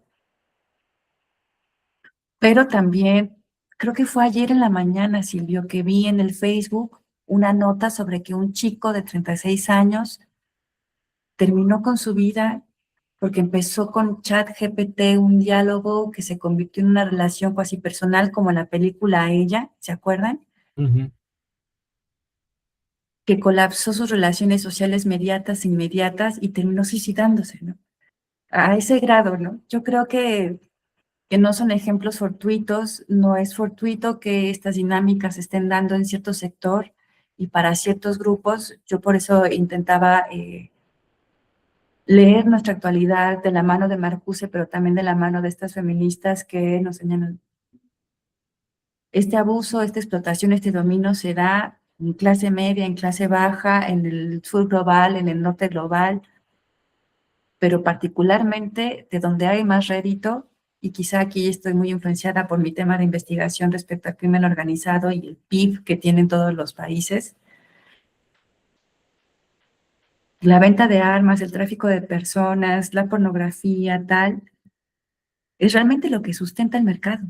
No, y obviamente el petróleo, pero el mercado a nivel global, a nivel local, a nivel regional, está sustentado por eso, más que por la explotación de nuestro patrón o porque nos precaricen nuestras clases en la universidad, ¿no? Y creo que por ahí iría en esa primera parte. Ahora, lo de la cultura del poder, sí, yo por eso me decía que si me permitían este momento, claro, tenía en mente también los avances, como lo mencionaste, Michelle, y también lo ha trabajado Silvio con Foucault, pero creo que también subyace quizá con otros términos pues desde que Marx menciona esto es lucha de clases, quien ejerce poder, quien lo padece, ¿no? Y esa es la cultura de poder en el ánimo simbólico y cultural, ¿no? Y en ese contexto es que yo me permití recuperar esta expresión por una parte. Y por la otra, pensando en lo primero que les mencionaba, quizá mi lectura ha sido como muy sesgada o muy limitada, pero creo que en Marcuse también está eso. Cuando recuperan sus trabajos sobre la literatura romántica alemana o sus estudios sobre la dimensión estética o su análisis de la universidad en Notas para una nueva definición de cultura o en los textos que mencioné al inicio, creo que él está entendiendo lo político. Sí, claro, está buscando un nuevo sujeto político y lo ve en las feministas, ¿no? Lo ve en China, lo ve en Vietnam, lo ve en los jóvenes cubanos, ¿no? Así cierra un ensayo sobre la liberación, ¿no? Mencionando estos ejemplos. Pero creo que no solo eso, creo que cuando nos dice hay que hallar rastros para buscar nuevas formas, una nueva sensibilidad, este nuevo ethos político es en el tú a tú, ¿no? No en esta grande plataforma, no en el partido político, que claro, en replicando, así como lo propone tanto para las mujeres como para los hombres en este desarrollo de cualidades femeninas, etcétera, para una sociedad andrógina, que también son sus palabras porque luego se les olvida y piensan que Marcuse es binario, pero él está pensando en una sociedad también andrógina ya en sus tiempos. Claro, va a llevar a la revolución, pero también lo político es nuestra cotidianidad, ¿no? El uno a uno, el dos a dos, la solidaridad que tengamos unos con otros. No sé si el momento esté perdiendo algo de lo que me propusieron para seguir el diálogo, Michelle, sí abordé la inquietud que tú tenías, ¿sí? Silvio. Sí, voy a propor a las personas que si quieren, Sí, hablan claro. después, podemos intentar traducir y tal. Sí, sí. Sí, solamente para no tener. He de confesarme, sí les logro entender, hablado y leído, solo que mi pronunciación nunca ha sido la mejor. Berenice ha venido en Brasil unas veces. Diga, Y te Bruno. la paso escuchando al grupo Revelación todo el tiempo. Buena, un saludo a Berenice. Esta fue una gran, ¿cómo puedo decir? Un gran tema que está fantástico, muy interesante, que está en los límites de la filosofía y la sociología. Entonces, y es esta cosa que estamos hablando de una corporificación de la política. Entonces yo estaba pensando a tantas cosas, pero Silvio y Mijael hablaron esto contempló todo lo que yo estaba pensando, pero eh, yo estaba pensando, después usted, Berenice, habló de esta parte en Marcuse cuando hablas de las revistas pornográficas de su tiempo, que claro, son esta expresión de explotación corpórea, pero también han un cierto carácter, vamos a decir, libertador del erótico, que, que, que es una herramienta contra todo el conservadorismo de la sociedad de su tiempo. Pero estaba pensando hoy con esta herramienta más contemporánea de explotación del cuerpo, sobre todo el cuerpo femenino. Que yo pienso que hoy no hay más cualquier carácter o punto de algo positivo, de algo que sea una contraposición a una postura conservadora, hasta porque nosotros sabemos que los conservadores de hoy son gran hipócritas, porque creo que todos los conservadores que hablan de la familia y no sé lo que, yo tengo la plena certeza que están en sus móviles viendo a la pornografía en su gran hipocresía. Pero yo estoy hablando todo esto, pero para hablar del que yo estaba pensando en esta colonización del imaginario. Mm, Ahora, esta cuestión que no tiene un punto positivo de abertura al erótico, no, es una completa colonización del pensamiento. Todo lo que hace la pornografía y ahora con la inteligencia artificial es una colonización del pensamiento. Y claro, eh, eh, bueno, no sé muy bien cómo trabajar esta cuestión de una representación, sí, psicológica de esto, mm. pero mi comentario esto como una colonización de lo imaginario. Eh, esto que yo quería hablar, solo esto. Pero fantástica tu presentación, Berenice.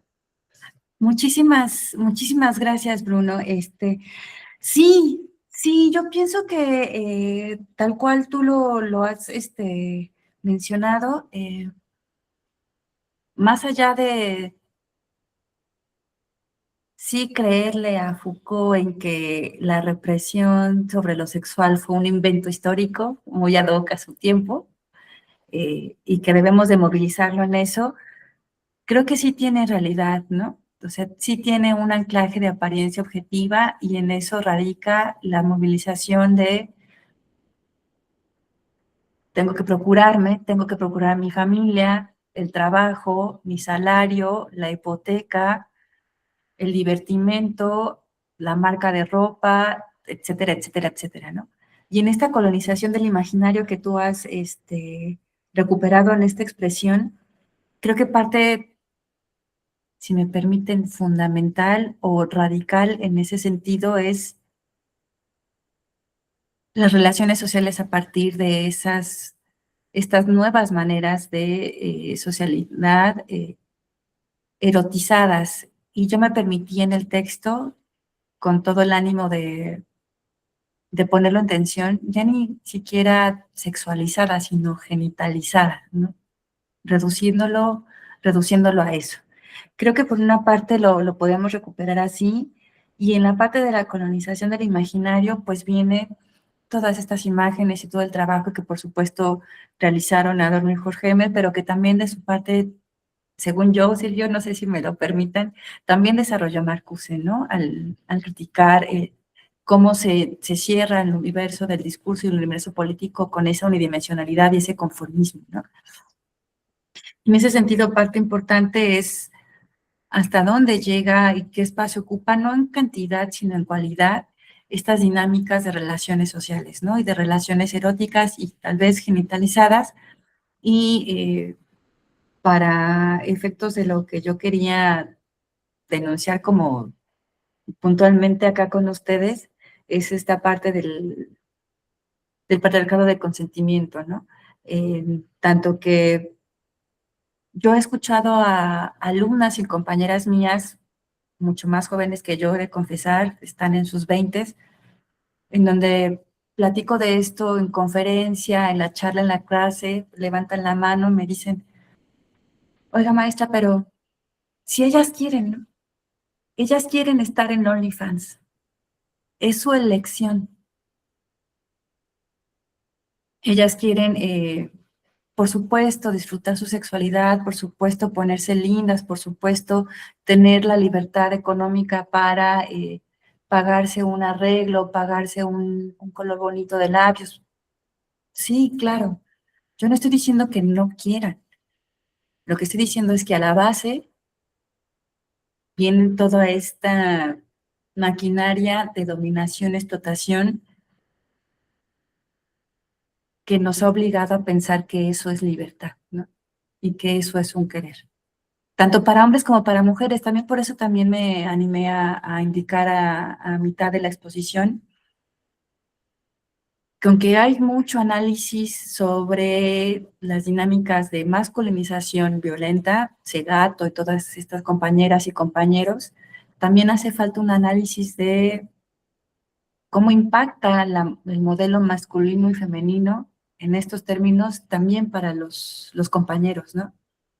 Y puntualmente en el caso de lo que yo estuve revisando de OnlyFans y estas plataformas, cómo también se genera esta dinámica y la colonización del imaginario y la subsunción, capitalización del cuerpo y monetización de los cuerpos masculinos, ¿no? Creo que también ahí hace falta muchísimo, muchísimo trabajo porque no solamente es que el poder, lo mencioné, ¿no? Se de arriba abajo, sino también se da entre clase. Claro, de hombres sobre mujeres en la violencia de género, de mujeres sobre mujeres y también de hombres sobre hombres, ¿no? Este dominio y esta explotación también se da en esos términos. Creo que podría decir algo respecto a esta parte de la colonización del imaginario y cómo ha impactado los, los elementos de nuestra socialidad, ¿no? Y de nuestra subjetividad y cómo nos hacemos sujetos hoy día. Pero no sé, Bruno, si haya sido por ahí que iba tu inquietud o podamos No, aclarar sí, un poco más. se fue muy bueno. Como usted hablaste ahora mismo, esta colonización del imaginario que afecta a nuestra sociabilidad y nuestras relaciones afectivas, sí. Quizás del punto de vista más práctico, quizás, increíble. Gracias. No, y lo creo en este sentido, Berenice, que ha hablado de un punto que es muy interesante, de ver un poco de la dinámica libidinal en esto. Porque no se trata de un sistema que simplesmente retira de nosotros el erotismo. Por lo contrario, él lo incita a nosotros a nuestro erotismo, pero encapsula, ¿sí? Reduce a una forma de erotismo que es tanto la genitalia, pero diría de una manera más general, el propio, una forma de mercancía, ¿sí? Se trata de esto. Incluso si nosotros pensarmos por la antropología, lo que es la troca de sexualidad entre civilizaciones, se trata de un poco de esto, ¿sí? De cómo nuestras genitalias son parte de un sistema de mercancía de trocas y que por esto impulse alguna cosa de poder. En este sentido me ha gustado mucho de tu parte, de esta parte de tu ponencia, que explicita este tipo de dinámica de cómo en la realidad el problema no es la reducción de erotismo, pero la restricción de erotismo para esto que es una mercancía o una forma de poder. En este sentido, en diálogo con Mijael, que son un poco de Foucault, me creo que ahí es un punto de convergencia entre Marcuse y Foucault, porque es ahí que ellos hablan que el problema no es la represión en sí, porque es algo que es necesario, pero la forma como esta represión se da. Esta es la posición de Marcuse. Y un poco ahí Foucault también habla que el problema no es la represión, incluso creo que, como tú has dicho, no es que no hay represión en Foucault, porque, claro, lo conoce muy bien lo que es la policía y tal, el Estado, una represión de Estado es posible en Foucault, pero la cuestión de la represión sexual, Foucault era pensar un poco en esto que no es simplemente la denuncia de la represión, pero que está en esta crítica de Foucault para Marcuse, pero también una cuestión de pensar cómo los cuerpos son incitados a todo instante para decir cuerpos sexuales. En este sentido, también me ha recordado que en esta parte de las revistas pornográficas, si no me engaño, Marcuse hace algo como la crítica de la obscenidad, que la Mm, cuestión de la obscenidad no es simplemente los cuerpos que se muestran de tal, pero la obscenidad es en general que se puse símbolos de sus victorias de guerra, ujú. dice muy buen, soy un héroe en esto. Sí, sí, sí. Entonces, creo que hay una otra perspectiva a pensar acá, que es un poco esta crítica político-moral, ético-política, de la sexualidad, ¿no? Que es una... es tan sexual, esta imagen del general es interesante, porque es una postura patriarcal de que, ¿cómo se dice? De coerción, ¿no? Ujú. En general, que se puse obsceno en este sentido. Talvez Marcuse não ha sido tão sensível com este patriarcado me ha gostado mucho este concepto, el patriarcado de consentimiento, ¿sí? Ujú. Não sei se Marcuse ha visto isto, porque talvez Marcuse está envolvido en esta discussão de su tiempo, del fin del poder patriarcal, del fin de la decencia de la autoridad paterna. Sí, sí, sí. En este sentido, tal vez há um ponto cego em como poder repensar o patriarcado neste novo sentido. Ou não? Marcus ha compreendido uma espécie de patriarcado de consentimiento. ¿Cómo tú piensas en esto? Te hablé en muchas cosas, entonces, No, eso está bien. Pues mira, creo que de una parte podríamos sí denunciar, como muchos lo hacen, que aquello que está denunciando como hombre unidimensional es hombre, heteronormado, patriarcal, blanco en Estados Unidos, en Europa, y entonces los subalternos, los vulnerados, el sur global, bueno, que en ese tiempo no se llamaba así, pero sí era tercer mundo, etcétera, desdibujados totalmente del análisis. Pero creo que más bien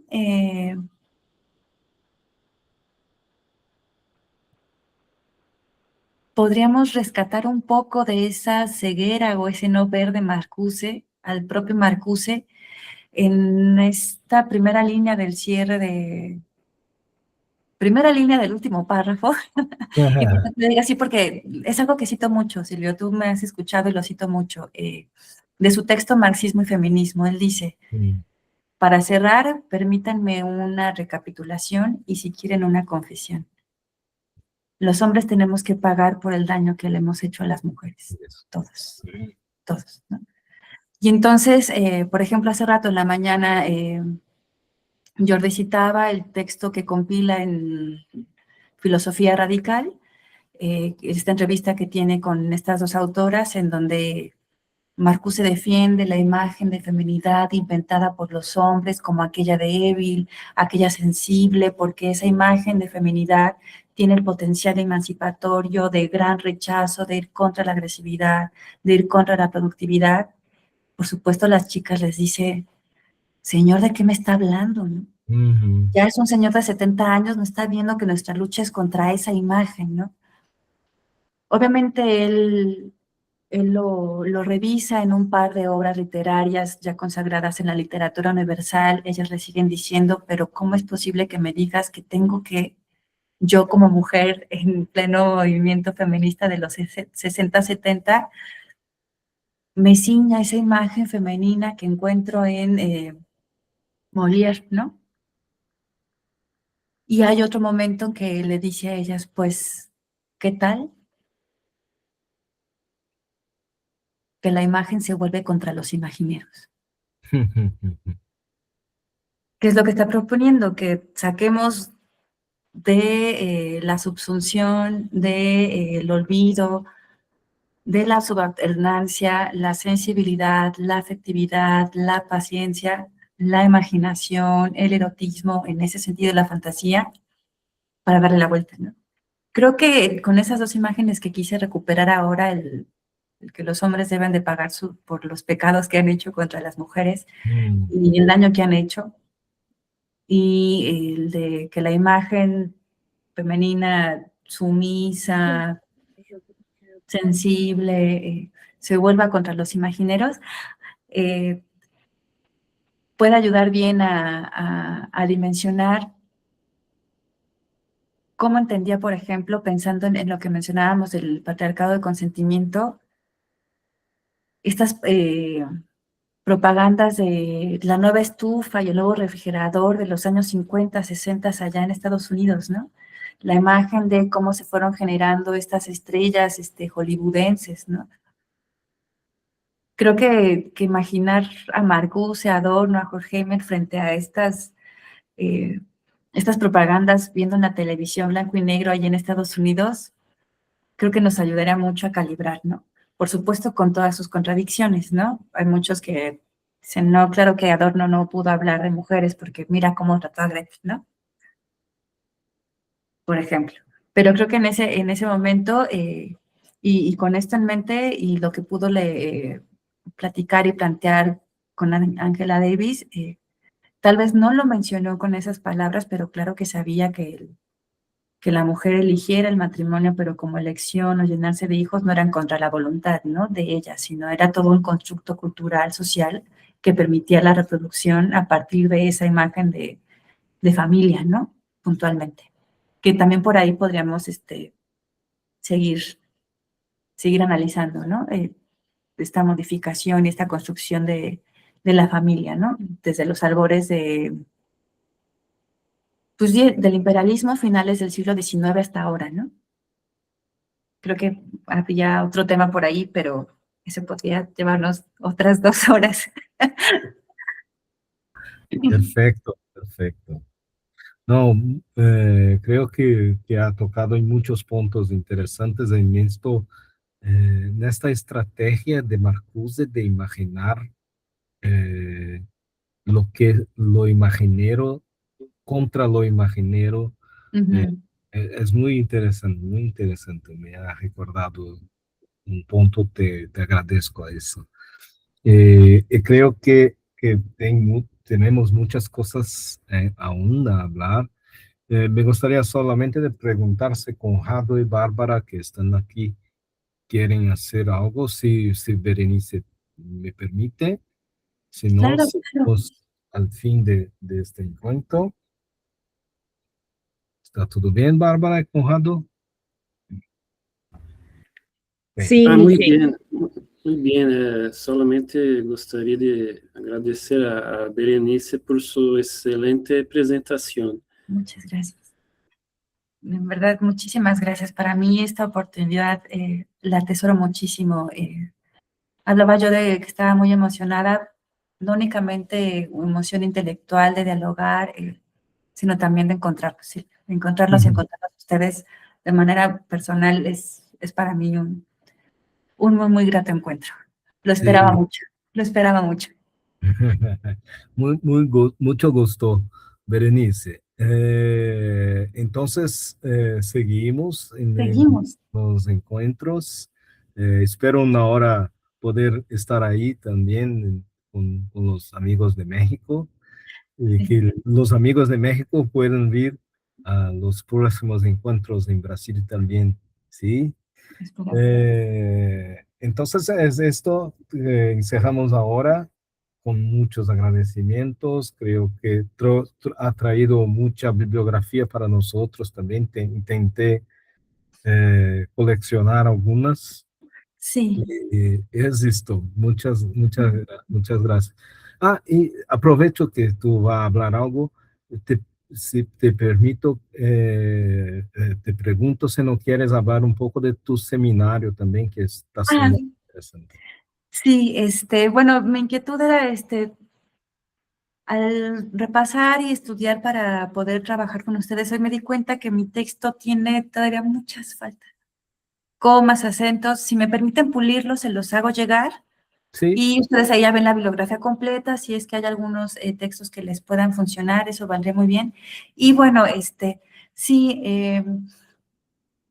acá en Puebla tuve a bien conocer, compartir con varios colegas filósofos, también interesados por Marcuse, y tuvimos la idea de convocar a todos los interesados, tanto profesores, estudiantes, especialistas, ya doctores consagrados como Silvio, que publican cosas, como alumnos que quisieran participar en una revisión no histórica, creo que fue más bien una revisión temática, de los aportes de la teoría crítica de Marcuse. Eso nos ha llevado ya varias sesiones, desde mediados del año pasado, en agosto, que empezamos, Silvio, hasta el próximo mes, el mes de abril.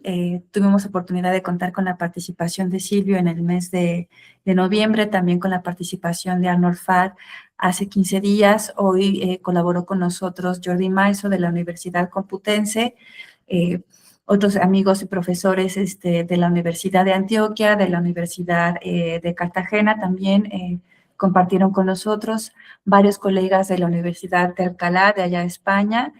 La próxima sesión será el 20 de marzo, en 15 días, con la participación del ECA, en nuestro seminario, sí, y vamos a cerrar con una intervención de Douglas Kellner.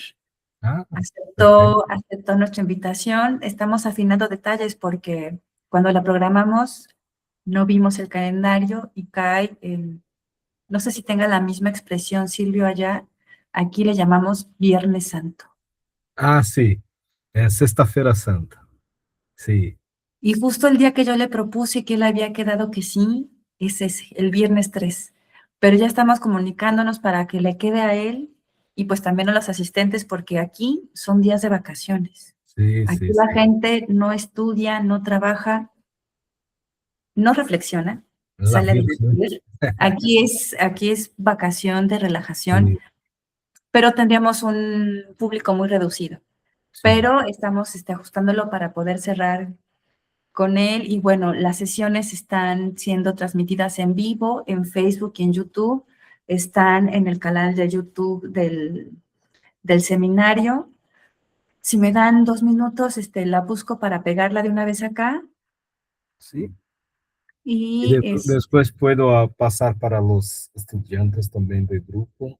sí, dame un segundito porque tuve que cerrar un poco esta ventana, pero aquí estamos. Este seminario es una iniciativa de varias universidades públicas y privadas acá en México. Se unieron hace ya algunos años para trabajar inquietudes personales del grupo, pero ha tenido una buena recepción. No encuentro.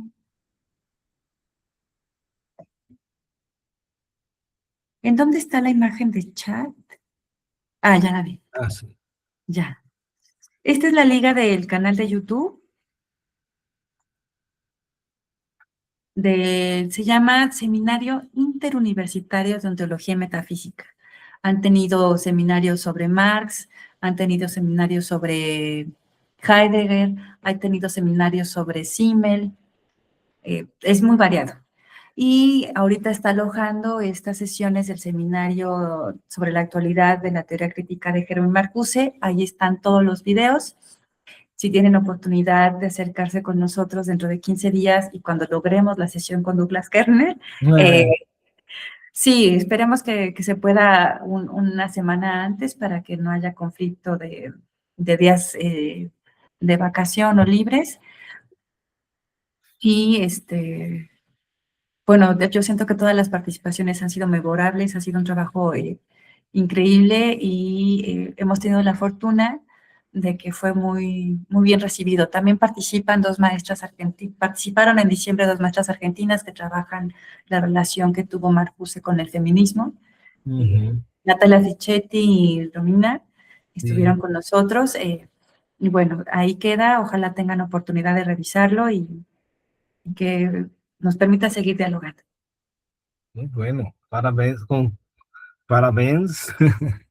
Por Muchas tu gracias. iniciativa y de tu grupo muy bueno. Espero que nosotros podamos encontrarnos más veces, ver los trabajos unos de los otros. Es esto. Hasta pronto, entonces, a todos. Muchas Muchísimas gracias. gracias. Gracias. Gracias. Abrazo. Oh, gracias. Gracias. Até pronto.